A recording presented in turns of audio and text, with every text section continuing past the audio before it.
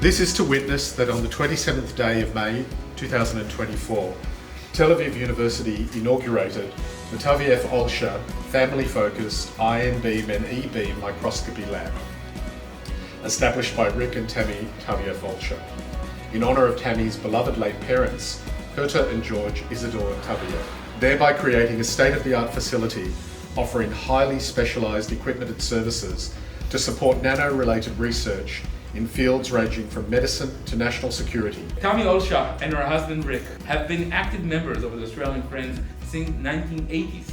This is 40 years of being part of our family.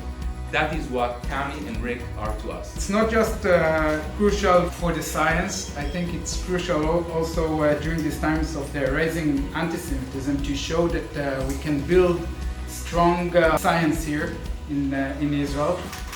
I feel so proud that I was able to encourage Tammy to turn her will into something meaningful. That Tammy doesn't just work for Tel Aviv University, she's working for the whole Jewish community.